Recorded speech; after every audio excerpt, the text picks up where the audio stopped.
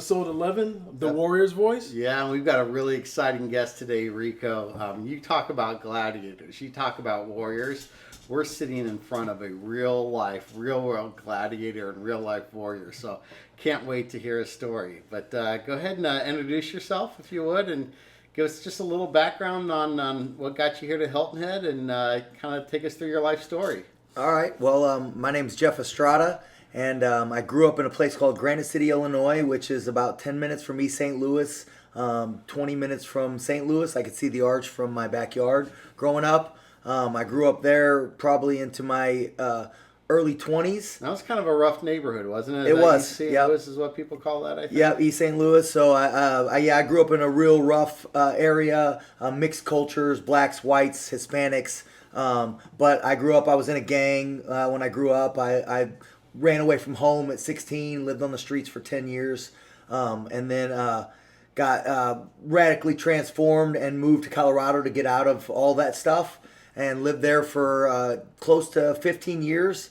The last 3 years of my life in Colorado, I kind of went from California to Colorado because my older daughter wrestled in California. They have the top wrestling for women's wrestling in the country for high school. So I moved her there, and we would travel back and forth. And how we ended up in Hilton Head was we wanted the beach. That was like my main focus. I actually, the crazy story is my dad, when I was 5, he left my mom, and they split up, and he was on his way back. We were from California originally. My last name's Estrada.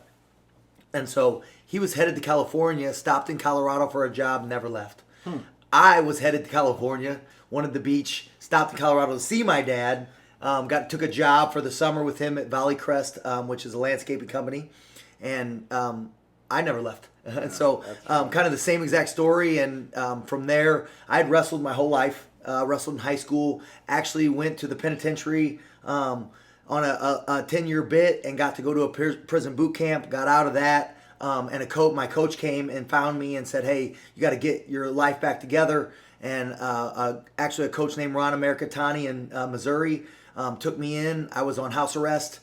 He signed all the paperwork. I had an ankle monitor, and he actually dug into my life and helped me get out of that. It was a junior college, but he still really bought into me as a person and changed my whole life. And that year, my freshman year, I went from still struggling to coming out of everything and getting my life right. I wrestled for 2 years, and that's when I kind of started to be like, hey, I got to figure this out. I'd already had a daughter. My wife now was not my wife. She was my girlfriend, and we had broken up, and I'd gotten her pregnant and went back to live on the streets. I was really just spiraling back downhill, and he poured his whole life into me. And so he did a lot for me over that next 2 years, and I ended up marrying my wife, and we just thought we got to get out of here. We were having our second daughter, having girls. My daughter was growing up in a school. She was fighting, and Granite City's real rough. There's left, right side of the tracks. Every side is bad. So there's good people there though, and people like me that are fighters and dig themselves out of trenches and overcome a lot. I grew up, again, lived on the streets for 10 years, a drug addict, heroin user, junkie, and all since. I just lost 2 friends, OD'd, died. So I'm still dealing with that of past friends that I knew and lived with for years. And so got all the way to California and realized that wasn't the dream I wanted because the water was cold. And I said, what the heck? I spent a whole year there surfing and trying to learn how to surf. And I thought, well, I'll eventually be able to take this wetsuit off. It's just, winter, summer's coming, and I never took it off. And so my wife wasn't happy there. I wasn't happy, still struggling. That's probably my biggest part of my life, of the overcoming part, is that I'm continually to try to overcome. Every day is a situation where I'm overcoming. I'm on my 4th time trying to battle alcohol. I'm 3 years sober right now. And so it's just a constant fight, overcoming everything. And so we ended up moving back to Colorado, went to Florida to try to look and see if that's where we wanted to go, because my sister, who lived in Colorado with us, moved there.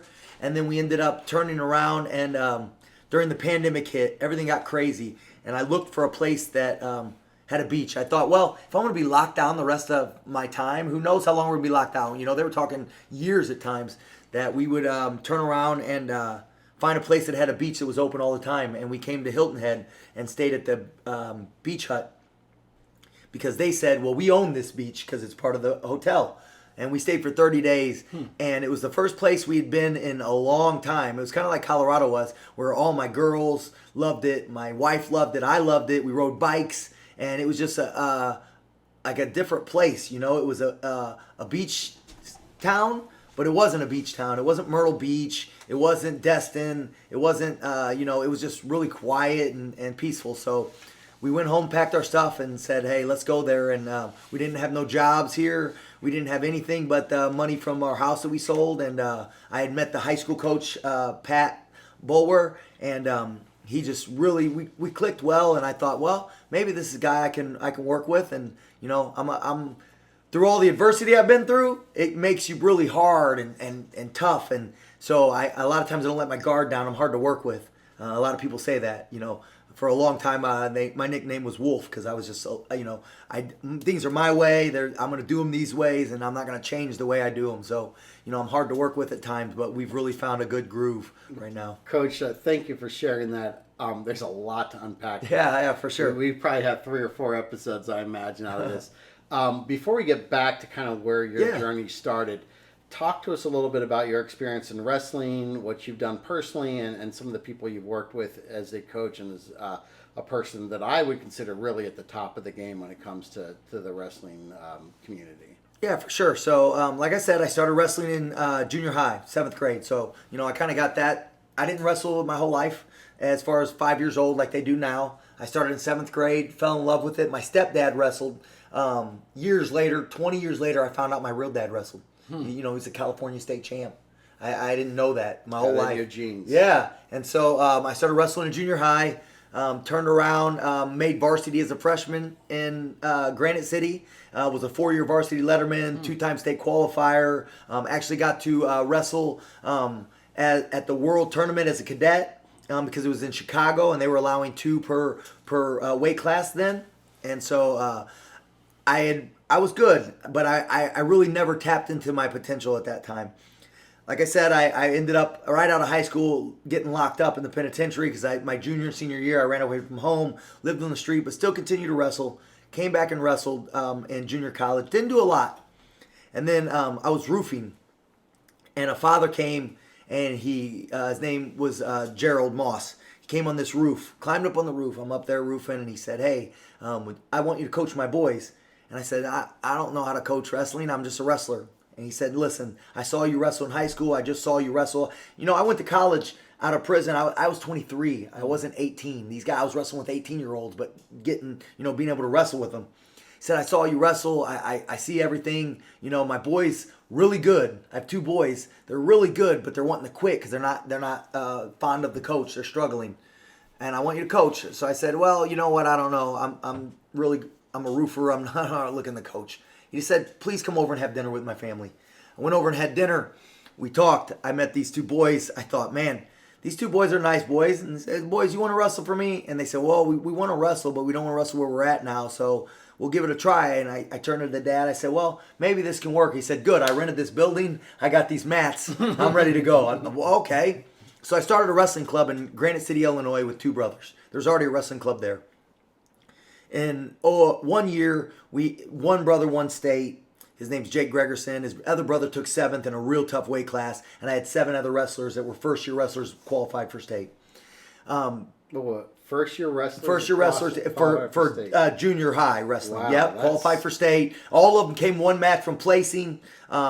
And then, so that drew a lot of attention. And so I started traveling with the brothers, going all over. One of them ended up being a freshman runner-up for Montini Catholic as a freshman in Illinois, which is a super tough state. And we ended up building a big program, winning back-to-back dual-team state titles. It was my first stint of being sober. I was sober for 6 years. And so I had gotten sober, gotten to church, really pressed in, and started this wrestling club called Sons of Thunder. And everybody in Illinois knew him. Guys still know him in Illinois. So that was my first battle of wrestling that I started coaching. 5 years. We won back-to-back dual-team state titles for youth. and it's in Illinois. It's very prestigious to win a dual team state title. You become the national team coach. I mean, it's huge. And so then again, like I said, I started realizing I got girls. I don't want to raise them here. I would like to get them out of here. So I turned over the kids that I had to one of my best friends. His name was Jeremy Christensen. He ran the Bulls Wrestling Club. And I moved to Colorado. Packed my shoes up. Thought I'm never going to wrestle again, coach again. That was awesome experience. 5 years. Don't think I'm going to do this anymore. Show up in Colorado. I'm working with my dad landscaping. And I just started getting this itch. I miss wrestling. I miss coaching. And I said, hey, is there any wrestling programs around here? He said, well, there's 3 programs around here. One of them's really good. I don't know which one. My dad just kind of knew there was 3 programs. So I look them up. Ponderosa Wrestling, Chaparral Wrestling, and then there was this small little town of wrestling. I turn around, email them all 3. The only one that gets back to me is Ponderosa. Ponderosa comes in and says, hey, we got summer practices, but not much is going on. I go in, work out with some guys. Coach is like, man, hey, you're pretty tough. You're handling some of my state champs. I'm working out with high school guys, state champs. Come to find out, they're 7-time dual team state champions. They got 5 state champions on the team. They don't have a junior coach. Guy says, hey, I'd like to make you my junior coach. I just moved an hour away in Colorado Springs to take a position at my dad's work. I said, I'm an hour away. He said, well, I got 50 kids in the program. I thought, you know what? Okay. Now, all that being said, in Illinois, I really only coach junior high kids. I had a couple little kids on my teams because one of the dads had a kid. My daughter, Jersey, was 5 years old. I let her practice with them, but I didn't coach little kids. So I take over this program. I come in, and there's 55-year-olds. And I thought, what the heck's going on? I can't do this. Herding cats. Oh, man. And I just started screaming. You gotta get to work. Be quiet. Stance. Everybody get in their stance. And I'm pushing them. And we were called Sons of Thunder. Again, we were called Parker Sons of Thunder. I brought the name with me because it kind of had a little bit of a legacy. I had some trophies, some stuff like that. And over 4 years, I turned the Parker Sons of Thunder into a dominant program in Colorado. And at that moment, I knew, this is what I want to do. That's great. I love coaching. And Riccoh, I think the common thread we're hearing from this are these leaders that want to give back, that want to teach others. And the true mark, I think, of that warrior leader is somebody that just doesn't stick with what they're doing. Mm-hmm. They want to give that craft back to other people. Without question. And Coach, thank you for being here. I feel inadequate even sitting at the bar with both of you because both of you have wrestling expertise or lineage, and the extent of mine is thumb wrestling at Ithaca College. So by no means am I a wrestler, but you are, there's so much to dig into. I'm almost, where do I begin? But I want to go backtrack just a frog hair to one of the darker times, and for our listeners, we try to focus on the warrior voice, and at one time your warrior voice was calibrated towards gangbanging. Do you feel comfortable talking about that? Oh, for sure. Yeah, I mean, it's my testimony. The word of our testimony is who we are, right? And so I can't help kids unless they know where I've been. That's one of my, covered in tattoos, I can reach kids. I come in and they think, well, my dad don't know nothing. My teacher don't know nothing. Well, with this guy, I come in and I shoot it straight to the kids. I tell them, hey, you can't tell me that you're in any situation I have not been in. I ran away from home. I lived on the streets. I've slept outside. I've had to dig in dumpsters to eat out of the dumpster. I joined with gang members to get, acceptance. I wasn't super acceptance. I struggled. I was, I just, even though I'd wrestled, that's all I had. It was my identity. So, I could be at a party and just be, and this guy's a wrestler, and I'd have to wrestle 5 people at the party, and this guy's pretty tough, and I joined a gang so that I could get away.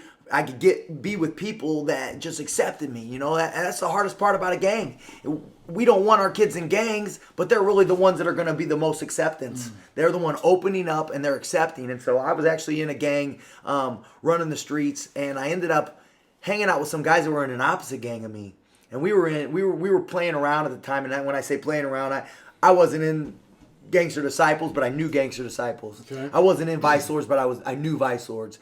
And so we came together and formed our own gang, and because we were all from different sects, but we liked each other. We grew up, we knew each other. I knew this guy named John Vaughn. He ended up drowning, ODing. He was one of the first guys that OD'd, but he took me in. He taught me how to fight.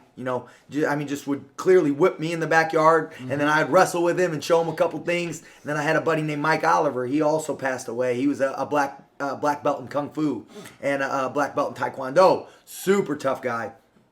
And so he would show me, punches and kicks, and another guy named Shawn Holt. He's still alive. He's one of the greater stories of all this.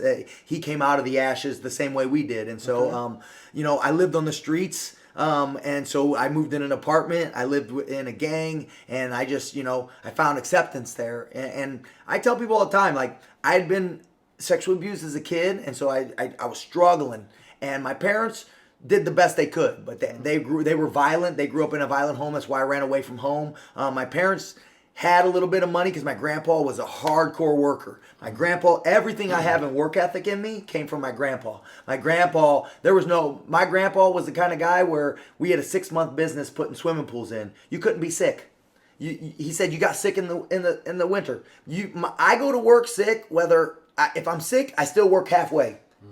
Showing up's half the battle. That's what a lot of kids don't have today. They can't just show up. I tell the kids all the time, show up. I'm not telling you can't give me 100% every day, but you can give me 50% and I'll accept that. I say that so much, 80-90% of success in life is just showing up. Yep. Just being there. Well, I mean, you talk about iron sharpens iron. You talk about the crucible and what you've been through is just remarkable. And what I like is, and what I'd like to find out a little bit more is, you had a couple different choices here to go down that route, that bad route, or to go ahead and use all that adversity to help grow and ultimately the highest level of leadership, which is being a teacher, and you're doing that now. Was there a turning point that you just said, hey, I can't keep going down this bad track and I'm going to start using this as a way of good rather than a force of evil? Well, so we're talking about wrestling, right? A lot of that, and wrestling teaches adversity, right? So my coach, hopefully, if he hears it, he knows I'm meaning he was hard. He was hard. He worked us hard. My coach used to say, I'm not here to be your friend. My objective is to make you guys hate me so much that it builds a bond. And he did that. Well, that sounds kind of familiar, sir. Yeah. Kind of a little Marine Corps-ish, maybe? Just right? a little bit. Yep. And so we did. We could not stand him. And years later, I went back and thanked him. But he would run us in these sprints. And he would say, one more. And you said one more 10 times. Yell. And that's one more for talking back. One more because Estrada didn't do this. One more because Estrada didn't do that. And so, although the whole time I felt like at times he was just always tearing me down, it was really just causing me to get back up. One more because Estrada didn't do this. One more because Estrada did this. One more because Estrada slacked. One more. So, in my life, while I was stumbling and struggling and falling down, I just kept getting back up. And there was definitely moments in my time, like I said, this is my 4th time trying to be sober. So each time I had an awakening. First time people were dying around me left and right. Mike Oliver, who I mentioned earlier, died. He had OD'd and drowned, they had said. We don't really know. There's all kinds of mysteries behind it. But he had passed away, drowned in a river. And it really hit me. And he was like my best friend. And like, I just never forget, like, people were looking at me being like, you're next. And I remember someone telling me that, you're next. And I was at church and his parents came in and I just was broken and I was hurting. And I just felt like at that moment, I heard the Lord just tell me, like, you got to get up and you got to fight this fight for real. Stop just getting up and showing up, right? You got to show up and fight. You got to show up and start training yourself to get your head right, and you gotta put forth the motion of getting sober. And I felt like I hadn't given myself a real chance because I had never really been sober. Even when I was locked up, I was using in jail. When I went to penitentiary boot camp, that was the first time in 4 months. I was 4 months sober. And I got out of there and got my girlfriend pregnant, who's my wife now, but I got her pregnant right away. And I said, hey, I don't really even know you. I'm sober. I don't know who I am. I don't know what's going on. That's when my coach came and found me. That's when they took me to the junior college, and Coach Ron Americantani and his son took me in. They thought I was crazy. This guy's covered in tattoos. He's on, but he's. I couldn't believe it. I said, no college going to take me, coach. I'm on an ankle monitor. He'll take you. I promise. Okay, I'll try it. And, that's when I started to be like, I gotta try to rise above this, But it's at wrestling that disciplined me to get up again. I never really had an option to quit because I knew quitting I was just going to end up on the streets. I was already on the streets. How much lower could I get if I didn't have wrestling? Right. So I just kept wrestling. I just kept wrestling with life. I kept wrestling with wrestling. I kept wrestling with work, wherever I would be, You perfectly articulated in your own words and through your own experiences what the warrior journey is, and that is adversity that shapes you. As the Colonel said, iron sharpens iron.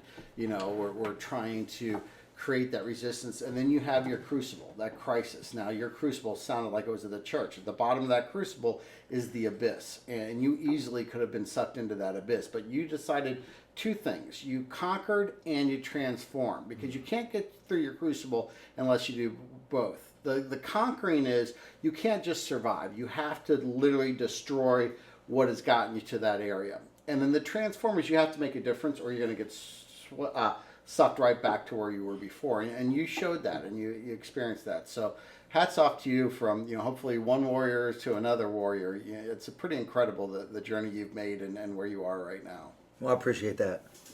So, Coach, as I'm listening to you and taking notes, I mean, the theme I hear and I'm going to adopt is show up and fight. Because for me, I have a battle rhythm being in the military. And each one of these interviews, I learned something new. Thank goodness. But for you, the show up and fight piece, because in the kitchen of our home, right there on the windowsill, we have, wake up, pray, and hustle. That's for myself, my wife, and the kids. But I like show up and fight. And, and that's whether you're wrestling, military, entrepreneur, that's a warrior's mindset. You know what? And it's off that, like, one of my favorite things that Jesus said was pick up your cross and follow me. The second part, a lot of people forget. Okay. Right? So my first real battle, I was a junkie. I was using drugs my whole life. I mean, people used to say, they'd say, what kind of drugs does Jeff use? They said, all drugs. Yeah. People would say, well, what were you addicted to? Like when I tell my testimony now, what were you addicted to? I said, everything. I'm addicted to whatever you give me. You give me a soda, I want 5. You give me a plate, I want 2. Whatever you put me in front of, that's my great gift. I can attach to it, I can become it. And so I'll never forget, probably 30 days in, I was just like struggling, and I was just like, I can't do this. I don't know if I can do this. And I used to have a pastor, his name was Pastor Brown. He used to be in gangs in New York. And he used to, so I would be in these drug houses, up in the smoking crack in these houses, using drugs. And he would come up in there. My mom would be out front of these houses praying. 10 years, my mom used to be out in front of drug houses praying, Lord, save him. Mom, get the hell out of here. Where this is a bad neighborhood. You can't be here. He'd come in, Jeff, it's time to go. You got to give your mom a night's sleep. She ain't sleeping. You've been in these drug houses forever. And he said to me, this scripture, Jesus said, pick up your cross and follow me. He said, Jeff, you're picking your cross up. There's no doubt about that. But you ain't following nobody. You're standing still looking for someone. This is heavy. Someone help me. You pick up your cross. You got to do some action. You got to walk forward. You got to carry that thing. It's heavy. It ain't gonna be easy. We saw in the even the story of Jesus where he falls down and the man has to help him pick it up. You're gonna need a buddy. I've had plenty of people in my lifetime. I have not done this alone. Through every situation, every time I've been sober to falling back away to drinking, and that's all I ever did. I never went back to drugs, but I followed back to drinking, to someone being there, picking me back up, saying, let's go, you got to fight some more, and having that ability to just have those people. And that's kind of where I'm at in my life now, is that I want to be that person that comes along and says, hey man, I'm here, pick it up, let's go. God's got a bigger plan for you than staying time in a drug house or in prison. Yeah. He's got a bigger plan for you. And I think one of the key things is what makes the Marine Corps such an incredible organization is the team. And you've said that a couple times about teamwork. You have purpose. You have a mission now to be able to help save others, to help lead others. You have a team of people that have helped you out and carried you through with that. And I just think by you being raw and vulnerable today and sharing the story with our listeners is really going to inspire a lot of people that are maybe going through some of those dark challenges themselves. So. Yeah, and I believe that. I believe that we are here for a purpose, everything. So if I'm not open and honest, somebody listening can't be helped. somebody, maybe it's not even a listener, maybe just someone you guys know, you run into somebody, Colonel, we may not talk again until you say, hey, you run into someone who's got a kid who needs help and just needs to talk and needs to open up and say, hey, you don't know what I'm going through. No, I don't, but this guy I met does. Let me give him a call. Because that's my whole life. I know at this point in time in my life, it is to sacrifice, to give to whatever I need. That's great. And that's outstanding, Coach, because as a commander, there's a lot of expectations on commanders. And one thing that we're struggling with, we as a nation, we as military, active, reserve, retired, is suicide. And yesterday aboard Parris Island, I had a professional military education for my sergeants and below. About 120 sergeants, had them in the theater, and we watched the documentary Hell or High Seas. And it talks about a Navy rescue diver and his trek, his journey while in the Navy. Though he didn't see any rounds exchange or come at him, he recovered a lot of broken or dead bodies as a rescue swimmer. And as he was transitioning out of the military, there was no one there to, they had the transition program, but it was weak. It was not useless, but inadequate. And he was spiraling, and he needed something or someone, because we can't do it by ourselves, to help him through that. So he turned to one of his battle buddies and said, hey, brother, I like sailing, and it is adventure therapy for me. And they sailed from North America down to the Atlantic, around this the most southern point where there's water, where the oceans collide, Atlantic and Pacific. And this entire trek, it's just him and his brother battling through. And they had some highs and lows, and I won't tell all of the documentary because I think it's worth watching. But similarly, today we were out at Operation Patriot's Fob, where veterans were coming together for camaraderie and just exchanging what veterans go through. And I think for the listeners, no matter what, I think you need somebody who's on your speed dial. Who you're going to turn to when things are going crappy or shit hits the fan. And that's what the Warrior's voice does. It's the reminder, a coach said I could call anytime. Coach meant it. Anytime. So with that, how do people get in touch with you? And if anybody, we've got aspiring wrestlers out here in the low country and they want to get in, give us some information how we can get in touch with you. Start off with my phone number, 618-781-8713. It's been my phone number. This is the best. One of the best things is it's been my phone number for almost 20 years. Wow. I wrote it in a phone book my senior year. I got it my senior year. Somebody called me 15 years later. Said I was just looking at the phone numbers in the phone book, calling them, just having fun, and I picked up. It's no way. This is Jeff. It's still the same number. I keep the same number for that reason. I have people that reach out to me after 10 years. Jeff, I'm struggling. Because it's funny you mentioned suicide. I battled suicide my whole life. I feel like instead of being like, hey, I got a clean date, I actually have a suicide date. I've been clean off suicide thoughts for about a year and a half now. Where, like I said, I battled all the way until a year and a half ago, and I finally started getting over it, started getting through it, because I started identifying what was causing it. And that's the hardest part, is we don't understand it. And it's so shameful. People feel so, when you're in it, you don't want to talk to people about it, because the first thing they think is, well, let's get this guy locked up. That was my biggest fear. Is I got a family, I can't talk about this, but I've been to the point where people I've had, I can't keep weapons in my house. I feel like the other day you asked me about carrying at the gas station, right?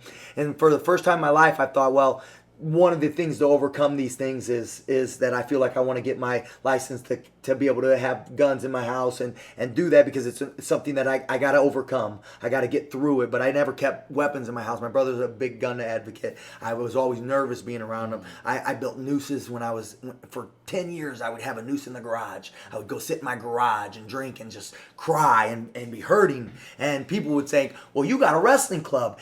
My wrestling club was ranked #1 in the country. And I was ready to kill myself every day because they didn't understand. I was surrounded by people, and I felt so alone because I couldn't figure out. It's that thought that no one can relate, and there's people that can relate. I just wasn't opening up to the right people, or I wasn't talking to the right people. Some of it's pride. I wasn't going and getting help. I wasn't willing to admit, like, I'm hurting this bad, I need help. My wife would come and I would be broken and crying. She'd say, you need to get help. And I'd say, I can't, I gotta help everybody. And then I would realize I got an empty cup. I got to fill my cup first before I can. So every day I fill my cup, empty the cup, fill the cup. And your story is so parallel with what we have with both our veterans and active duty. They're afraid to ask for help because they may lose a clearance or they may not get deployed again. Or they are just simply like all warriors. They're just too proud to do that. So thank you for sharing. Pride's hard, man. It's one of the things that I daily battle, because it as a wrestler, you want to go into things confident. People talk about confidence. You got to have confidence. And really what you got to have, confidence is almost like a false thought. It's really humbleness, because being humble causes you to have confidence, because you know you don't have nothing to prove. I ain't got nothing to prove. But when you got something to prove, and it's on the line, now all of a sudden nerves, pride, everything comes in, and that's all in your head. It ain't even real. And I created this false reality my whole life. I couldn't even feel love. I spent 20 years, my wife's the real warrior's my wife. She stuck with me for 20 years of me saying, you don't love me, you don't love me. I can't, because I couldn't feel the love. And now I have to spend the next 20 years being like, you did love me, you love me, you love me. And I know it now, and I couldn't feel it because I had so much pain that I didn't want to deal with, so much hurt, so much things going on in my life. But again, like I said, I just kept getting back up. All right. Today's a new day. I didn't die. I didn't do anything I wanted to do, and I pushed through, each day. Jeff, I really feel we could talk to you for another 2 or 3 episodes, but we appreciate your time today and sharing with us. And Riccoh, would you like to close us out in our tradition? Absolutely. With every episode that Zach and I do, we dedicate it to one of our fallen service members. And this one is Lawrence N. Brooks. He's the oldest World War II veteran in the United States. He served his country in a segregated unit. He died on Wednesday, January 5th, 2022. He was 112 years old. Wow. His death was announced by the National World War II Museum in New Orleans. He was assigned to the mostly black 91st Engineer General Service Regiment stationed in Australia, an Army unit that built bridges, roads, and airstrips. Private Brooks served as a caretaker to 3 white officers, cooking, driving, and doing other chores for them. He was born on September 12, 1909, one of 15 children. Originally from Norwood, Louisiana, near Baton Rouge, he moved with his family to Mississippi Delta as an infant. He lived too far from the nearest school, so his parents taught him what they could at home. He did experience enemy fire, though, when the Japanese bombed Owen Island, where he worked, in South Australia. "We'd be running like crazy trying to hide," he said. He and his comrades had to dig foxholes to protect themselves. He was discharged in August 1945 as a private first class, then worked as a forklift driver. His wife, Leona, died shortly after Hurricane Katrina, which destroyed their home in 2005. He was in his late 90s at the time, and he had to be rescued from his roof by helicopter. His daughter, Vanessa, said, "He's real tough, and that's one thing I learned from him." She told the Associated Press, "If nothing else, he instilled in me, do your best, and whatever you can't do, it don't make no sense to worry about it." I think that's why he lived as long as he did. All right. Well, we'll finish today's episode as we always do, sir. Semper Fidelis.